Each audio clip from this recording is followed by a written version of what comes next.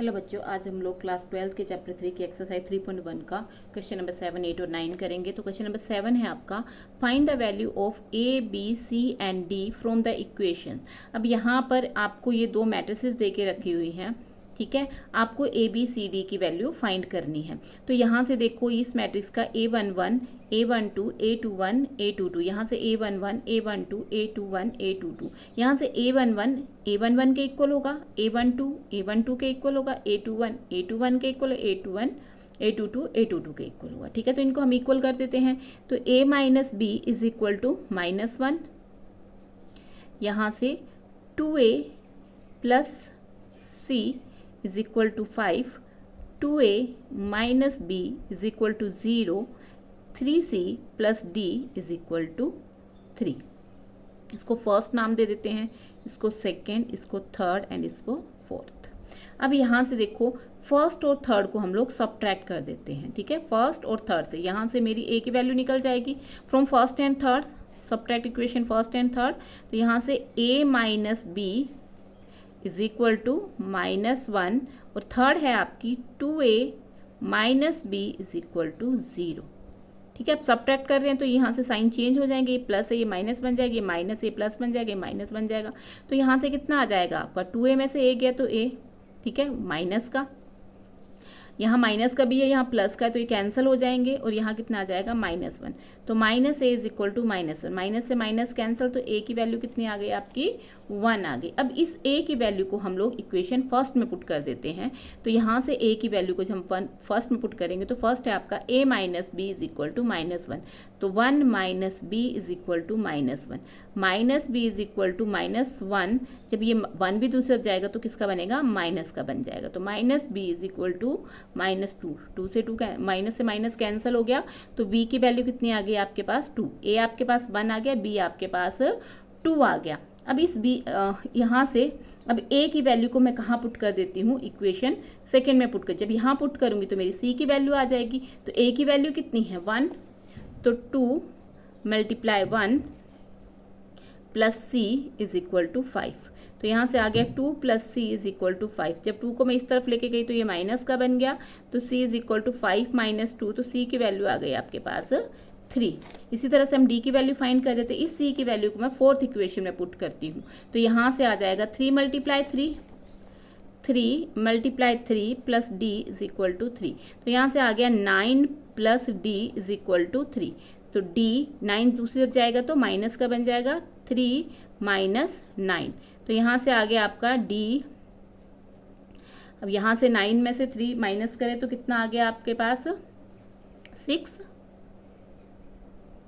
तो ये आ गया आपके पास 6। तो d की वैल्यू कितनी आ गई आपके पास 6, a की वैल्यू आई आपके पास 1, b की वैल्यू आई आपके पास 2, c की वैल्यू आई आपके पास 3 और d की वैल्यू आ गई आपके पास 6, ठीक है।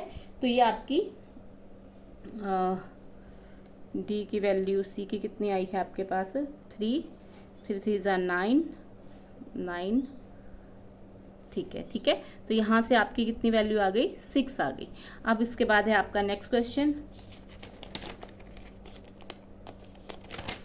सॉरी d आपका है यहाँ पर, d की वैल्यू है आपकी यहाँ पर 13 है, ठीक है। यहाँ भी आपकी 13 है, तो यहाँ भी आपका 13 आएगा, यहाँ भी 13, यहाँ भी 13 और 13 में से हमने 9 माइनस करे तो कितना आ जाएगा आपका 4। तो यहाँ से d की वैल्यू आपकी 4 आएगी, ठीक है। इसके बाद है नेक्स्ट क्वेश्चन है आपका क्वेश्चन नंबर 8। यहाँ से a is equal to aij m cross n is a square matrix. अब यहाँ पर ये आपको स्क्वायर मैट्रिक्स देके रखी है, आपको बताना है कि इनमें से कौन सा ऑप्शन राइट है। अगर स्क्वायर है कोई तो स्क्वायर की सारी साइड इक्वल होती हैं, ठीक है। सारी साइड इक्वल होंगी तो उसके रो और मैट्रिक्स में, अगर स्क्वायर मैट्रिक्स है तो उसके रो और कॉलम इक्वल होंगे। तो यहाँ पर m आपकी रो है और n आपका कॉलम है। तो स्क्वायर मैट्रिक्स है तो रो और कॉलम इक्वल होंगे, तो रो और कॉलम इक्वल मतलब m is equal to n होगा। तो आपका कौन सा ऑप्शन राइट होगा, सी ऑप्शन आपका राइट होगा, ठीक है। इसके बाद है question number 9, which of the given values of x and y make the following pair of matrices equal. अब यहाँ पर आपको दो मैट्रिसेस इक्वल देके रखी हैं, आपको बताना है कि कौन सा इसमें से राइट ऑप्शन है, ठीक है। तो इसको कर लेते हैं हम लोग। तो यहाँ से 3x प्लस 7 किसके इक्वल होगा, 0 के इक्वल होगा। तो यहाँ से x की कितनी वैल्यू आ गई, x इज इक्वल टू -7/3। तो x की वैल्यू आ गई -7/3। अब यहाँ से 5 is equal to y minus two, तो यहाँ y को यहाँ ले आती हूँ मैं, -y इज इक्वल टू -2 -5। तो -y की वैल्यू कितनी हो गई, 7, सॉरी y की वैल्यू कितनी आ गई आपकी, 7। तो यहाँ से y आ गया आपके पास 7। ठीक है, अब यहाँ से निकाल लेते हैं y plus 1 is equal to 8। तो y कितना आ गया आपका 8, 1 उस तरफ गया तो माइनस का बन गया, तो y इज इक्वल टू 7। तो यहाँ से y की वैल्यू 7 आ गई। अब इसी तरह से इसको इक्वल कर लेते हैं, 2 - 3x किसके इक्वल हो जाएगा, 4 के। 2 - 3x इज इक्वल टू 4। तो यहाँ से x -3x is equal to 4 - 2। तो -3x इज इक्वल टू 2, तो x इज इक्वल टू -2/3। अब यहाँ देखो x की वैल्यू -2/3 आई और यहाँ पर आपकी x की वैल्यू -7/3 आई। ठीक है, तो ये वाला कौन सा आपका राइट ऑप्शन होगा, नॉट पॉसिबल टू फाइंड, क्योंकि यहाँ पर x की वैल्यू क्या आ रही है, दोनों में अलग अलग आ रही है। तो ये आपका बी ऑप्शन जो होगा वो राइट होगा। ठीक है, तो ये आपके क्वेश्चन 7, 8 और 9 हो गए। अगर आपको इनमें कहीं भी प्रॉब्लम है तो आप मुझे कमेंट सेक्शन में पूछ सकते हैं। Thank you.